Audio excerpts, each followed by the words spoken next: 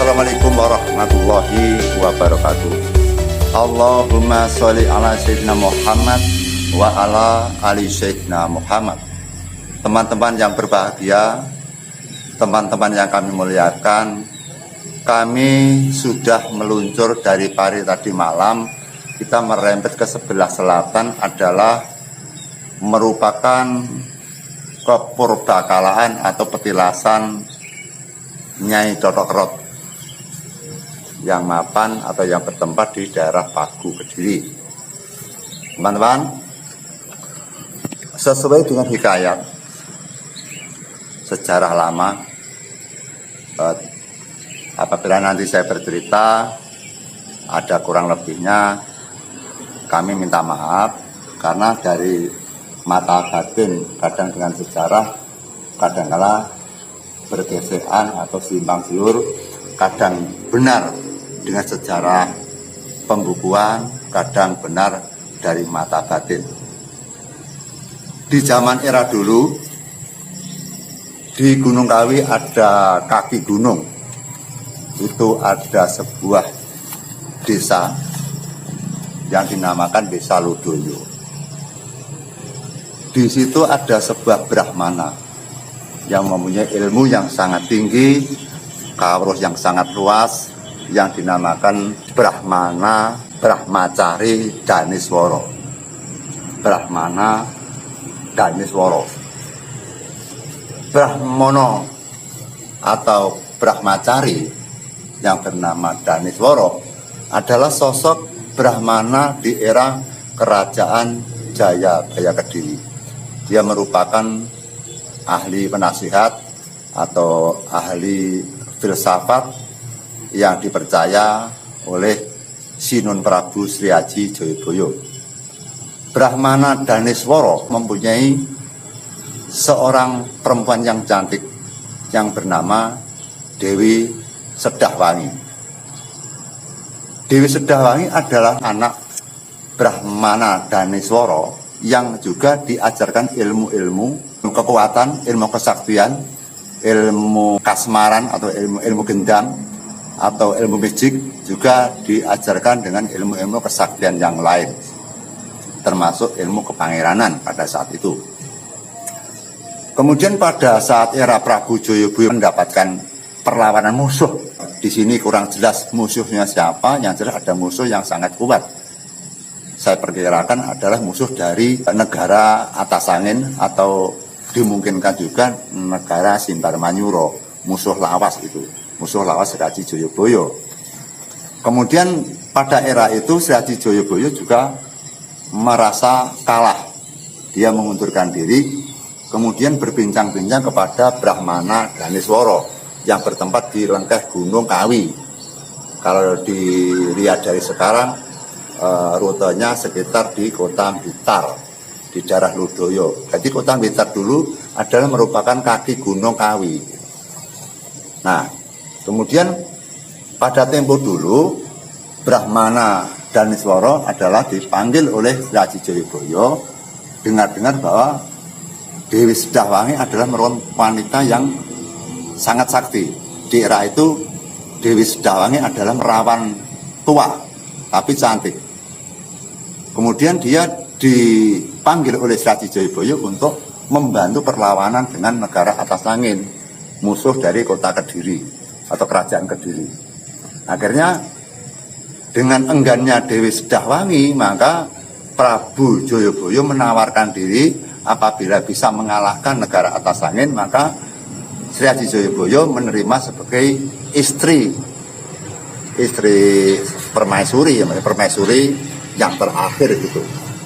Maksudnya istri yang keberapa gitu. Namanya raja kan tentu istrinya banyak gitu. Kemudian Dewi Sedahwangi yang dibantu oleh Brahmacari yang bernama Resi Daniswara, kemudian dia bertapa di sekitar Gunung Kawi. Kemudian dia lulus dari bertapa, mengajukan kepada Sri Aji Jayabaya bahwa dia siap untuk mengadakan perlawanan perang dengan negara atas angin.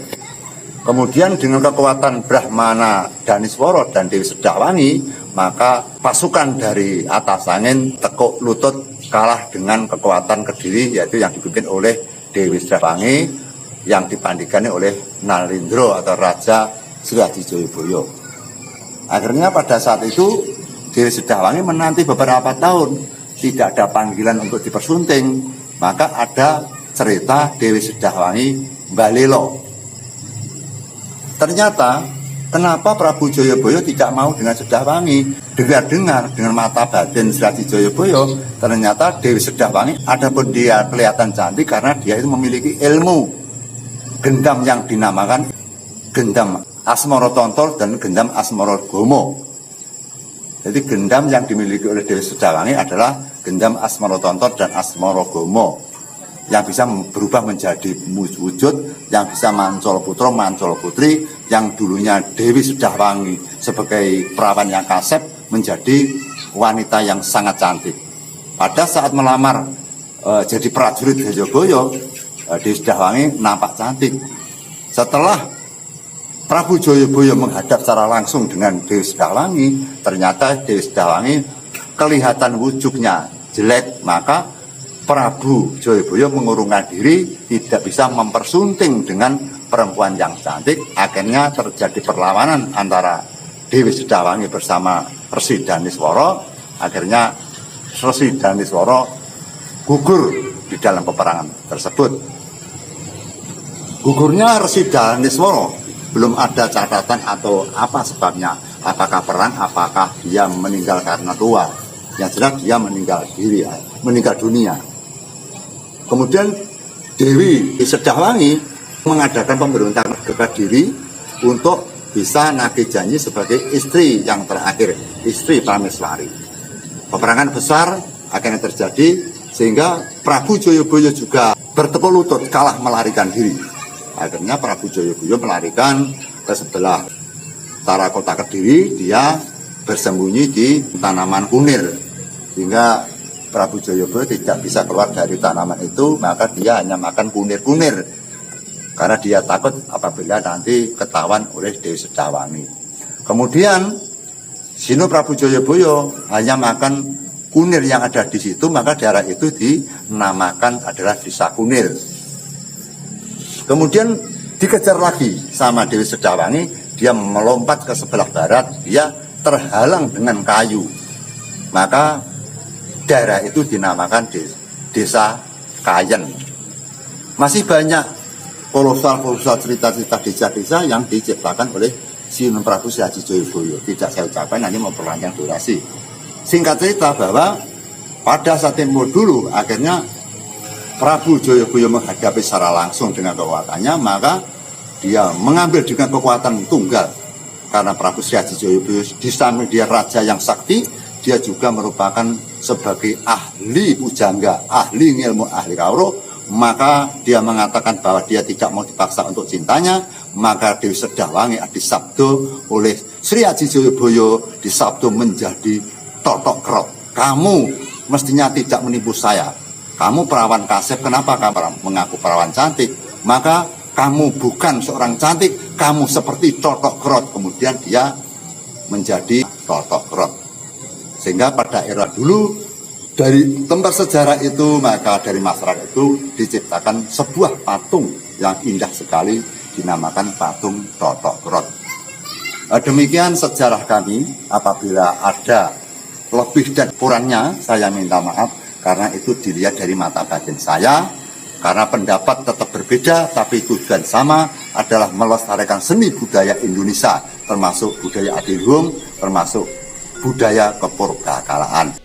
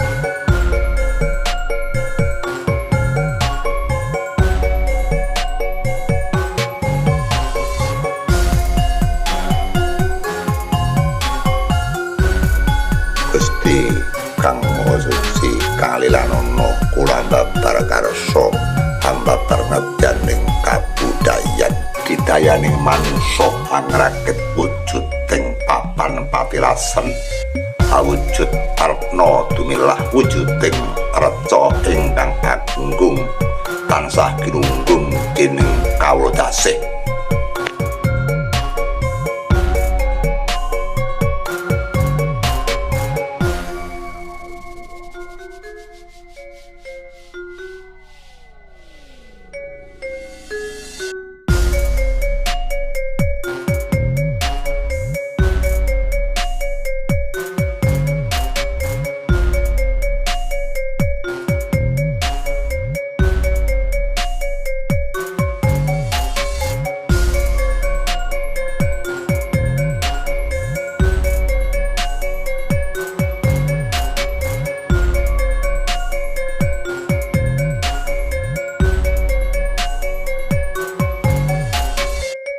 Duh Gusti ingkang hamurweng bumi, ibu bumi bapa kawasa, ingkang kados makaten wujuding manungsa ingkang anggayuh dayaning kautaman, panembah panata agama minangka sarananing urip, mugi ing mangke kabudayan ndadosaken rasa pangrasa ingkang nimbulaken katentreman lan karahayon. Duh Gusti kang Maha Suci, paringana pepadang anggen kula anggayuh hamba barkersa jati dirining kabudayan negara kula ing kemah ingkang gemah ripah loh jinawi karta tata turarjaning praja anggayuh kamardikaning lair lan batin tansah sembah manekung brata dhateng Gusti ingkang lar jagat ingkang sarta manut tatananipun nagari ingkang sampun kawedhar ing dinten samangke.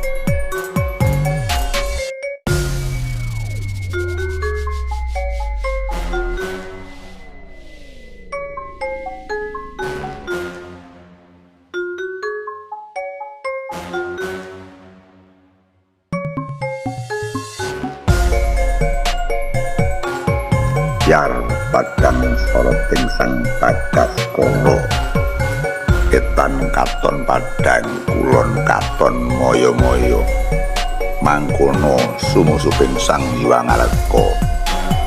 Duh Gusti krunyun pangayuman, mugi boten wonten palang menggah anggen kula babar kabudayan, tenung santet guna duduk emprek-emprek balung tandak priprayangan iluluban naspati Gandharwa lan sapitunggalane padha suminggau ingsun kagungan resa hamba barwujudi kabudayan mugi sageta kalis ing ngrupita lan pangrencana kawana nyai sejatine katresnaniku saka lelabuhan ini marmo den awas denemut putranira guru kaki bektinira ingkang katonton mugi dadi renaning penggalih suminggah mungguing kamurkan krikiting ancala tepasing prau dadi tantipta pringgo bayarane warga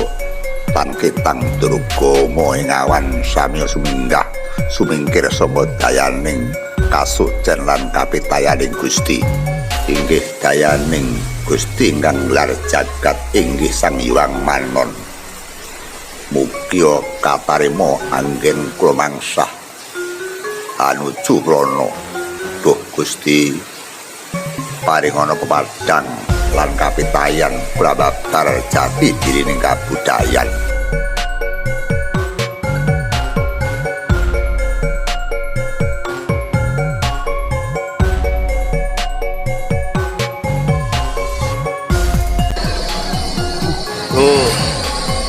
Konon patung ini pernah akan dipindah ke sebuah gedung atau kepurbakalaan di Kabupaten Kediri.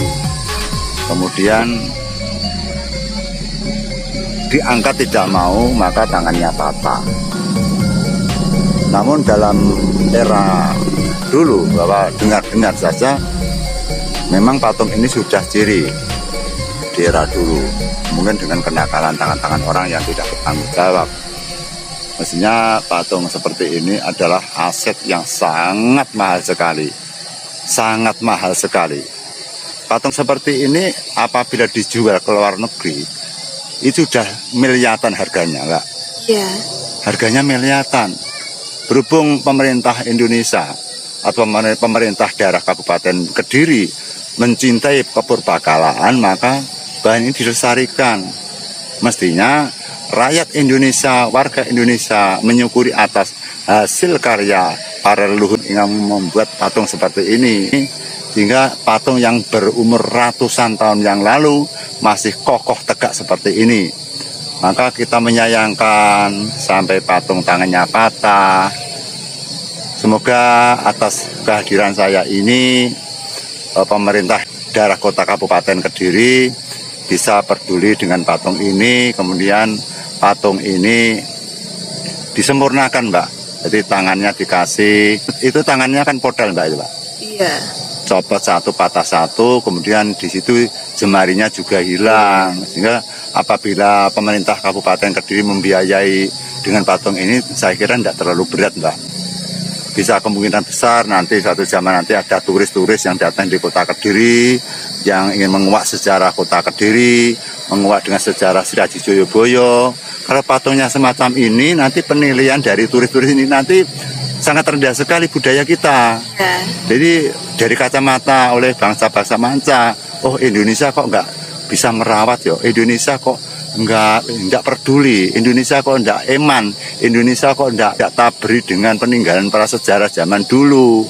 Kita itu membuat dengan merawat, enak merawat, Mbak. Iya. Karena membuat kita membayangkan bahwa batu sebesar itu, Mbak. Kita berdiri saja susah, yang tingginya seperti itu, membuat dengan indah sekali. Dari matanya, bibirnya, dia duduk, sangat sulit sekali, Mbak. Dengan adanya gempa bumi, dengan adanya hujan, dengan adanya panas, adanya gunung kelut meletus, tapi patung ini tetap tegar, kokoh, kuat, sentoso. Ini patung saksi mati lah. Ini saksi bahwa kota Kediri adalah kota yang penuh dengan sejarah yang adiluhur. Kediri itu terkenal loh, Mbak, dari sejarah Sri Aji Joyoboyo, sejarah Angkling Darmo, Panji-Panji, Andi-Andi Lumut, masih banyak cerita-cerita yang lain. Sehingga kita harus bangga sekali kepada sejarah kota Kediri yang sangat dikagumi oleh mancanegara, sampai kota Jakarta membuat sinetron yang berjudul Angkling Darmo, Badek Madrim. Cuma kita lengah bahwa sinetron kita, ahli-ahli pakar film kita tidak bisa menaikkan atas keunggulan atau kualitas atau dengan cerita yang bersejarah kelas tinggi, yaitu Sri Aji Joyoboyo. Kok nggak ada film-film yang menceritakan tentang Sri Aji Joyoboyo? Padahal itu raja yang terkenal sekali, raja merangkap pujangga yang berilmu tinggi. Sabdone Sri Aji Joyoboyo itu mandi sekali, Mbak. Wong musuh saja disabdo menjadi lautan kok. Jadi musuh yang banyak disabdo Sri Aji Joyoboyo menjadi lautan, hingga musuh sama pergi semua gitu loh. Maka peninggalan seperti ini kita sangat bangga sekali. Maka kita bersusah payah, kita keliling-keliling, kita mencari tempat-tempat wingit, mencari kepurbakalaan, mencari peninggalan. Demi apa? Demi pelestarian budaya, demi aset negara, termasuk demi teman-teman semua biar terhibur atas acara kita. Jadi kita mendirikan konten seperti ini tidak hanya menguntungkan bagi kita sendiri, juga menguntungkan para teman-teman yang ada di YouTube, menguntungkan saya, menguntungkan sampean, Mbak. Jadi tahu sejarah, Mbak. Iya, tahu. Ternyata Indonesia penuh dengan kerajaan-kerajaan yang sangat besar gitu. Iya, Kediri itu punya sejarah yang sangat indah dan cantik sekali, Mbak.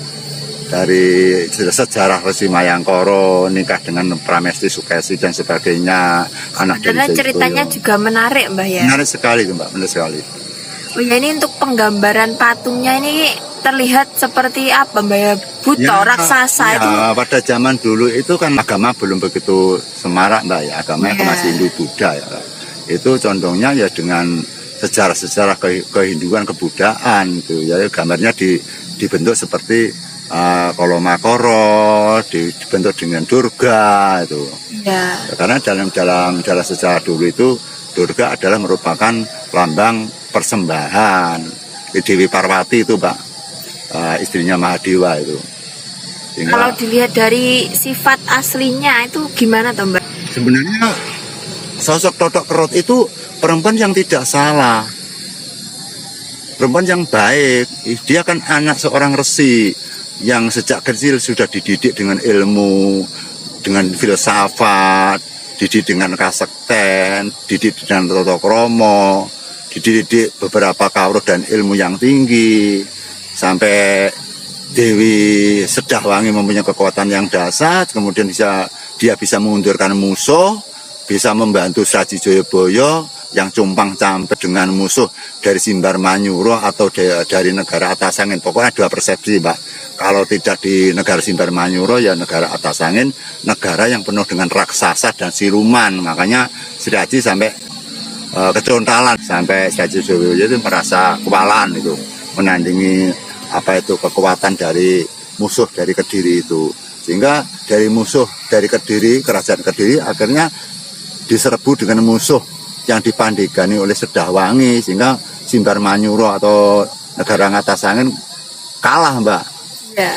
Kalah semua. Akhirnya dengan kekuatannya aja yang tersisa sebagian besar Punggo dari atas angin malah ikut Kediri, malah bersatu dengan Kediri. Akhirnya Kediri bisa menguasai, bertambah prajurit lagi, baik prajurit siluman atau prajurit wajar, prajurit wadak, prajurit yang manusia gitu.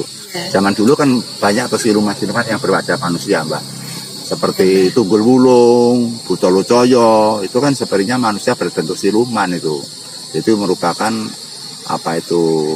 wadyabala dari atas angin yang dipandigani oleh Tunggul Wulung dan dipandigani oleh Buto Locoyo. Berhubung atas angin kalah, akhirnya Buto Locoyo dengan Tunggul Wulung akhirnya mengabdikan diri kepada Sri Haji Jayabaya. Di era akhir-akhir Sri Haji Jayabaya lengser, Buto Locoyo disuruh untuk menjaga di Goklotok ya, atau di Gunung Wilis. Kemudian Buto Locoyo dengan Tunggul Wulung, kalau Tunggul Wulung menjaga Gunung Kelut Mbak. Dia dipercaya untuk menjaga di Gunung Kelut, menguasai di sana. Itu Tunggul Wulung dan Buto Locoyo itu sama-sama dari wadyabala dari atas angin yang dikalahkan Kediri atas kekuatannya Daniswara dan kekuatannya dengan Dewi Sedahwangi. Sehingga Dewi Sedahwangi itu juga termasuk pahlawan. Jasa sekali. Ya, akhirnya berhubung yang namanya cinta tidak boleh dipaksa Mbak, Sri Haji Jayabaya juga tidak mencintai. Akhirnya Dewi Sedahwangi tetap mengejar, akhirnya disabdo menjadi Totok Kerot itu. Jadi disabdo tidak jadi patung Mbak, disabdo menjadi perempuan yang tua. Totok Kerot merasa malu, kemudian dia melarikan diri. Sejarah selanjutnya kita nggak tahu. Terus kemudian legendanya pada zaman Kerajaan Kediri diukir sebuah patung sebagai saksi sejarah, yaitu patung Totok Kerot seperti ini Mbak. Totok Kerot itu artinya apa? Ya orang yang tua. Oh. Namun kerot Pak. Jadi melambangkan orang yang sudah tua itu. Totok Kerot bisa dikatakan marah lah, perempuan yang marah.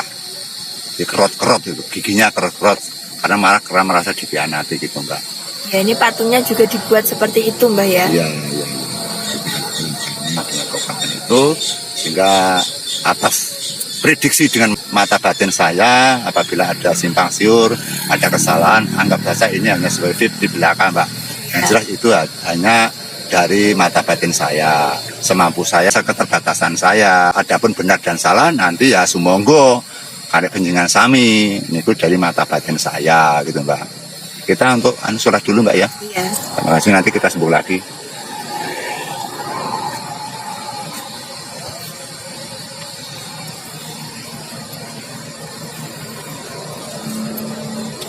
Pemirsa, penelusuran kami untuk petilasan Totokerot di wilayah Kabupaten Kediri tetap masih berlanjut. Nanti kita akan melanjutkan lagi ke petilasan Prabu Anom di Desa Kata. Saya perkirakan sudah cukup.